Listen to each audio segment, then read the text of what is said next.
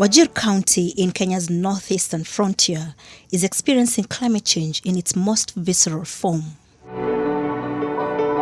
Desertification so rapid and relentless that entire communities are watching their world literally disappear beneath their feet. What's happening here isn't just environmental degradation, it's a real-time demonstration of how rising global temperatures translate into local catastrophe. This is Earthwise. Coastal areas which are arid and semi-arid lands form up to 80% of Kenya's landmass, and at least 30% of Kenya's population lives in these areas. That includes areas such as Wajir County, where we are right now. But one thing about these assholes is that they're now starting to experience a phenomenon that many places around the world are experiencing, and that is desertification. That means vegetation disappearing and sand replacing it, a problem that is made worse by climate change. And here in Wajir County, you can see this very clearly, and that's why we are here on the ground to see this. The sand is very loose, the soil is very loose. In fact, it's now sand, it's not even soil anymore. The landscape is dotted with dust because this loose soil then makes it very easy for the wind to pick it up. It's quite a windy day, that's why my clothes are flying everywhere. And so then the wind picks up this soil and throws it in the air, and there's dust everywhere. But one of the reasons why we're walking here is because I want to show you something, which is one of the things that's happening now, is that the sand gets to be deposited in things known as sand dunes. And there are so many on the landscape as we walk here in Wajir. One of them is right here in front of us, and there are a couple others in the landscape. But in the towns, there's a town not far away from there. In the towns, some of the homes have already been swallowed up by the sand.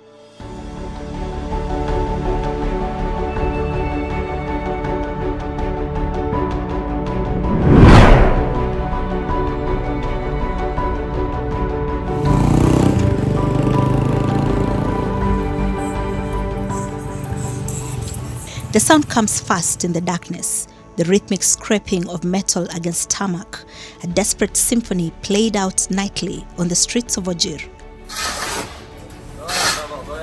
By 8 p.m. every night, teams of workers armed with shovels and wheelbarrows are already at work, racing against time to clear the sand that has accumulated throughout the day on the town's main roads. This is the new reality in Wajir County, where what scientists call desertification has accelerated from an environmental concern into an existential crisis. Tonight on Earthwise, we'll explore how an entire region is disappearing beneath advancing sand dunes and what it means for the millions of people living in similar conditions across Africa and beyond.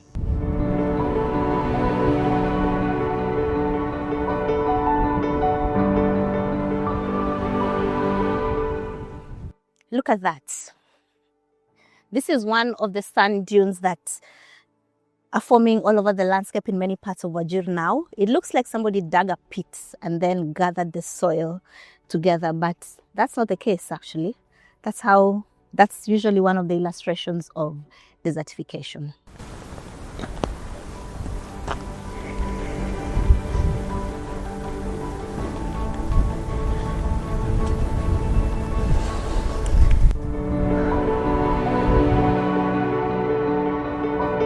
Let me paint you a picture of what I witnessed in Wajir. Picture your main street or your main road where you live, the one where you shop, where your children walk to school, where life happens. Now imagine waking up tomorrow to find it buried under sand. That's not science fiction in Wajir, that's everyday life.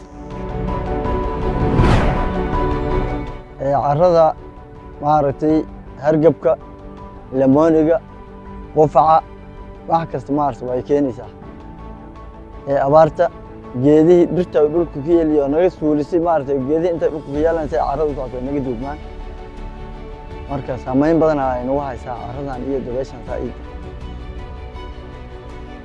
marka magaalada waxa waaye balad weyn waa tuulo maartay caybool hoos maadaysa anaga horta biyo meesha aan joogno biyo ma laha laakiin biyo haday leedahay waxaan isku saacidaynaynaa maaragtay dadka oo sidii u kala tabaroon yahay haddii bugtaanka imaada haddii maaragtay xanuunaha hargabka imaadaan saas waa isu saacidaynaa haddii biyo heli lahayn dhulka dhir waan gashan lahayn iyo maaragtay waan qabsan lahayn waan abuuran lahayn geedaha ah marka sababtoo ah geed waxaan u abuuri weynay maaragtay biyo ma laha markaan saasa maaragtay aan isu saacidaysan lahayn waxa qabsan lahayn alxamdulilah ilaahay xaggiisa baa wax ka qaban kara meel kale waxba kama qaban karaan صح laakiin dhibka inagu haysa nin waqtigan 12 habeenka 12 dhaarta sigada waxaan ugu haysaa irsaaqada cunto hataa wax ku anfacayn.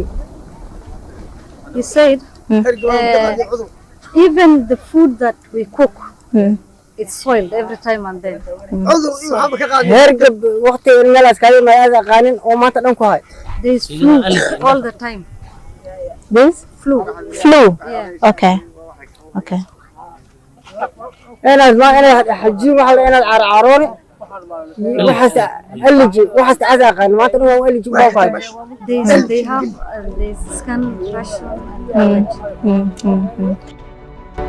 Desertification, the process by which fertile land becomes desert, has accelerated dramatically across East Africa as climate change intensifies. The science is clear. Rising temperatures increase evaporation rates, erratic rainfall patterns disrupt soil formation, and extreme weather events strip away the thin layer of topsoil that supports life in marginal lands. geedkaas oo kale ahaay marka carrada say u socotay waa arkaysaa maleen geedkan waxa ka soo jeeda waa arkaysaa soo ma geedkan waa kan carradan say u socotay dabaysha u socotay waa isreeb carrada say u socotay geedka ilaa hadda koray marad waxay wada geedka idil waa qaran saas ku dhuma geedkaas fiiraad geedka oo kale ahaay carrada say ugu dafiira waa dhamaad waa ingiga carrada dishay qaarkiisa damaadee loqoda waxa laga yaabaa salka intuu ka qoyan Mbegu haiwezi panda kwingine na ikamea. markii geedaha La abuuri karo geedkan. geedkan ma Laga keenaa.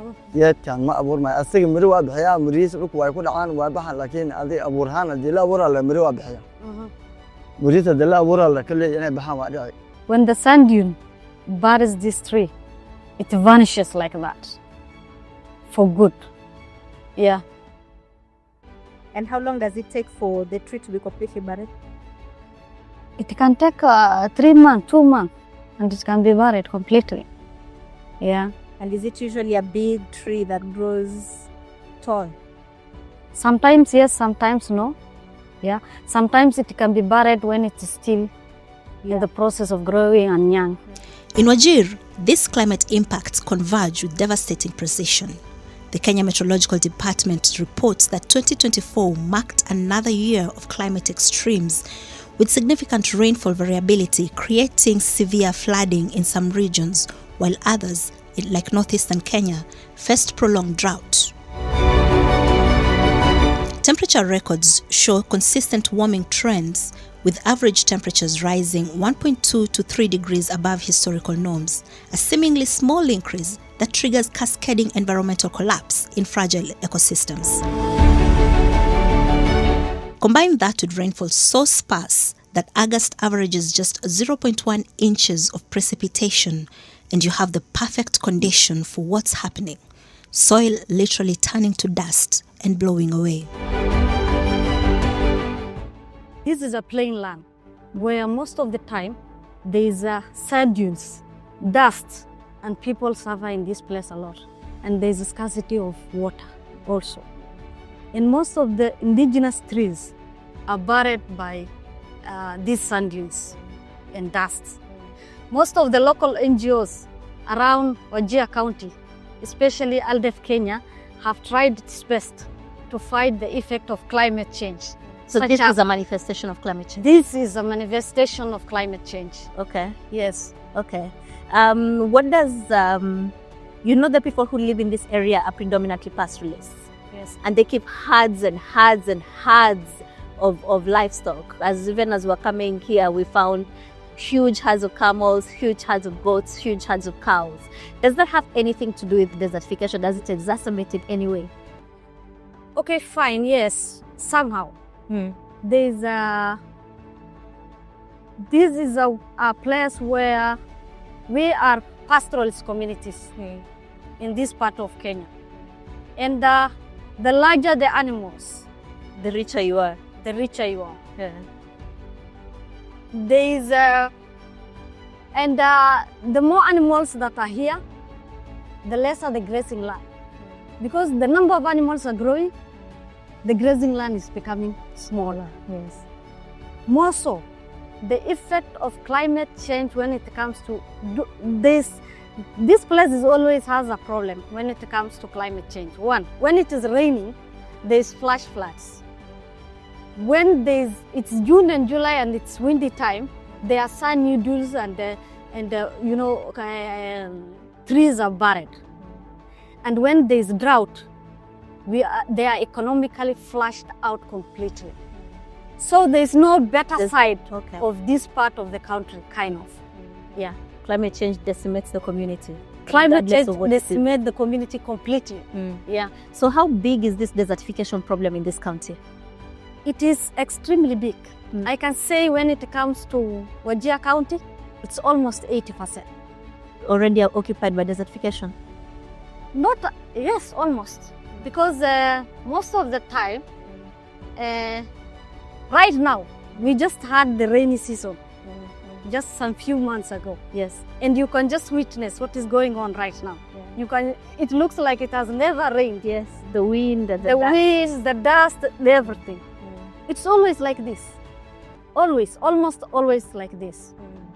And we tried our best as an organization, as ALDEF Kenya, to educate people around here and bring projects that help them reduce the climate, the effect of climate change. But the issue is, we cannot do it 100% because of funding most of the time. And the land is very vast. We cannot reach everybody. This map of Wajir County shows the various land degradations across the county, with desertification indicated in at least half of the county. The transformation follows a predictable pattern driven by climate breakdown, rising temperatures. Wajir now experiences extended periods with daily highs above 36 degrees Celsius, increased evaporation rates beyond what sparse rainfall can replenish. When rains do come, they increasingly arrive as extreme events, violent downpours that strip away loosened topsoil rather than gently nurturing it for plant growth. So one thing that the locals have said about these sand dunes is that they tend to gather around trees. And most of these trees are indigenous trees. But the thing is, once they gather around a tree like this, because the tree kind of stops the speed of the wind, so once they gather at a tree like this, what follows is that the tree dies, because the sun keeps gathering and rising and rising and rising until eventually, within 2 to 3 months, there's nothing left of the tree. So this is one of the many trees that dot this landscape that is now a shell as a result of desertification. The human cost of this environmental crisis extends far beyond inconvenient commutes. The community speaks of consistent respiratory illnesses and children with frequent eye infections. Meals are no longer enjoyable because dust frequently blows into the food. Some children even miss days of school every year, not because of poverty or conflict, but because of sand. Drought is a cyclical and often reversible with seasonal rains. And desertification, however, signifies a deeper structural changes in landscape. So it's good to see the distinction between the two, like the sand dunes, which you are talking about, that swallowing the infrastructure. This distinction is vital because it signifies our strategies. Instead of maybe temporal responses, we look at a situation where we are able to build a climate-proof infrastructure, resilient communities that are able to adapt and bounce back and recover from any incidents of drought and desertification, And we do that through multiple approaches. One, as an authority, we have to continue providing the responses when the capacity of the community is overpowered by the prevailing drought circumstances. But by and large, the focus of the government is to build the resilience of the communities across the ASAL counties. According to the UN Convention to Combat Desertification, 2 trillion tons of sand and dust enter the atmosphere every year. While most comes from natural sources, at least 25% originates from human activities such as unsustainable farming, poor water management, and yes, climate change.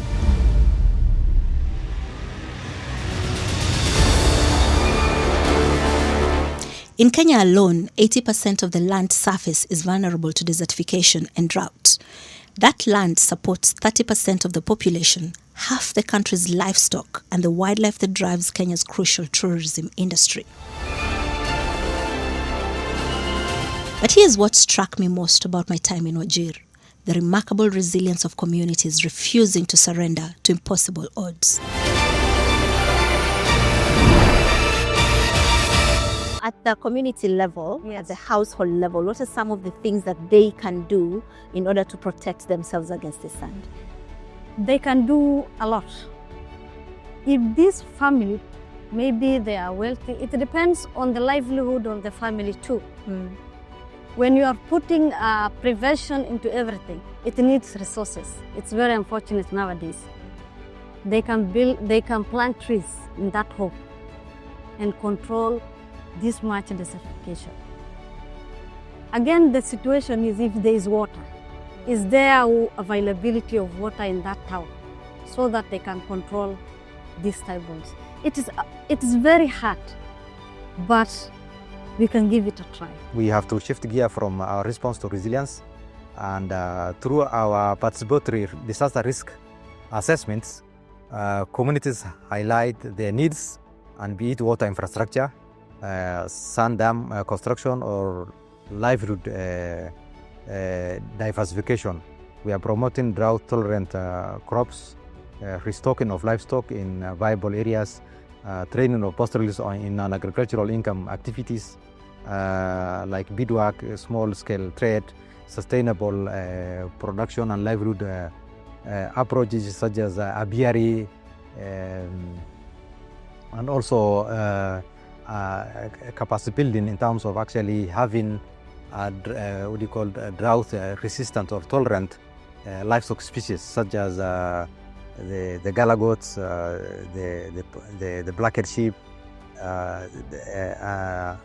and also the camel, which are very vibrant in actually resisting the drought that we see almost every other time.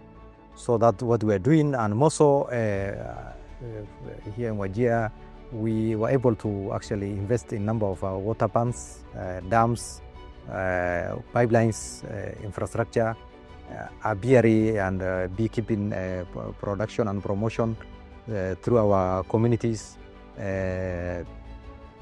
as well as the cash transfer, which is also very important in terms of building the community assets and making them access cash resources that the communities are able to buy their very basic needs and also attend to their asset reconstruction and building. There are larger efforts underway. The Kenyan government has developed comprehensive policies for arid and semi-arid lands with annual funding for development projects. International partners such as the UN Development Programme are supporting water scarcity initiatives and reforestation efforts, but the scale of the challenge dwarfs current responses. Climate projections show that while Wajir might see more intense rainfall events in the future, overall warming trends will likely accelerate desertification across the region. Frequency and severity of drought has increased over time, and these signals are shifted from our seasonal hardship to chronic stress in terms of when there's a increased desertification, then the seasonality whereby the drought is a seasonal thing its impact is multiplied or increased rather, and We work with the county steering group and technical experts from different organizations to integrate drought management with the climate adaptation frameworks. And this includes works with meteorological services, the Ministry of Environment, for example, and international partners to blend the local insights with cutting-edge climate science technologies and knowledge. So I'll say that while we have adequate capacity to deal with the drought, desertification is at another level that requires a more multi-faceted approach and a deeper understanding to see how best it can be retained.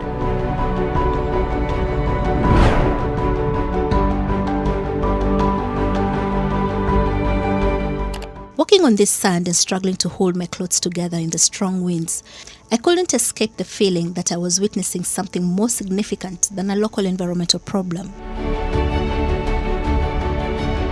This is climate change manifesting in its most immediate, tangible form, not as an abstract temperature chart or a distant ice sheet, but as sand in your lungs, on your dinner plate, barring your children's school. When the seasonality turns out to be good sometimes, and you receive a good amount of rainfall, and communities are able to protect their conservation activities are robust and in place, and they are able to work together with the partners and experts to ensure that there is adequate forest at any one given time, and there's no cutting of trees, charcoal burning, overgrazing,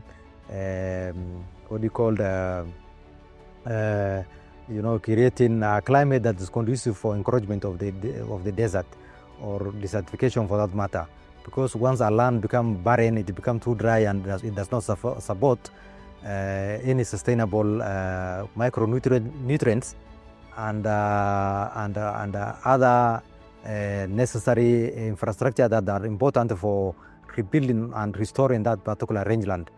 But as a society, we need to have a shift focus towards maintaining what we have and also improving. And mind you, if I remind you, the government, as a country, we are supposed to plant 15 billion trees across the country, and we are supposed to take our fair share in terms of planting trees, and as NDMA we are fronting that, and every month we are participating in tree planting, which is also part of our current arrangement to see to it that we contribute to this. Same for the county government, same for the other sectors and development partners that are working with us. And also we have an obligation to sensitize our communities to protect the environment, to restore the degraded lands, and do their best, because it's supposed to be a collective effort to at least reduce desertification and increased expansive possibility of drought becoming, a facilitator of this desertification process. The men sweeping the streets quietly work, as they do every night, armed with shovels and unwavering determination. They refused an interview with us, but with each passing day, the desert inches closer and the fight becomes harder. I'm earthwise because in the area I come from, it's a semi-arid area, and I love to see one time while it is covered by vegetations, and it should have a good life like other part of the country. Would you like to interact with us? Earthwise would love to hear from you.